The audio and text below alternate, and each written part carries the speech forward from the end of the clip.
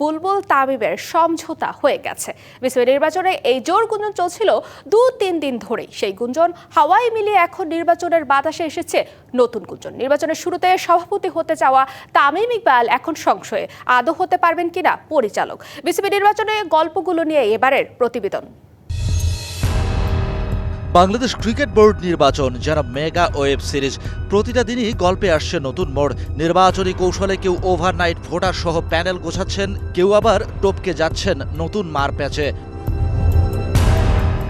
সিনের বাইরে থাকা কেউ কেউ আবার চুপ করে বসে থাকতে রাজি নন। নতুন নাটকের জন্ম দিতে দ্বারস্থ হচ্ছেন আদালতের।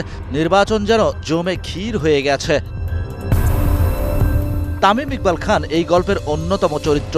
তবে স্টান্স নেয়ার আগেই তাকে সামলাতে হচ্ছে কখনো প্রতিপক্ষ আমিনুল ইসলাম বুলবুলের গুগলি, কখনো বা সাবেক সভাপতি ফারুক আহমেদের বাউন্সার।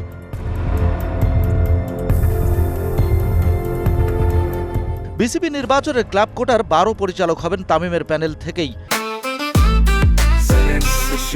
জেনেক্সে শিফট করো, লাইফকে লিফট করো। এমন গুঞ্জনে ভারী ছিল নির্বাচন পাড়া। তবে সমঝোতায় যেহেতু হতে যাচ্ছে নির্বাচন, তামিমও তার ইলেকশন নয় সিলেকশন বক্তব্য থেকে সরে এসেছেন। তখনই পাল্টে গেছে পাশার দান। তামিমের ওই 12 পরিচালকের জন্য বরাদ্দ 60 ভোট হয়ে গেছে 2 ভাগে বিভক্ত। ফলে তামিমের প্যানেলের হাতে আছে মাত্র 30 বা তার কিছু কম বেশি কাউন্সিলর। পরিস্থিতি এমন যে সভাপতি পদপ্রার্থী হওয়ার চিন্তা তো দূরের কথা, এখন পরিচালক হতে পারবেন কিনা তামিম, সেই নিয়েও শুরু হয়েছে সংশয়।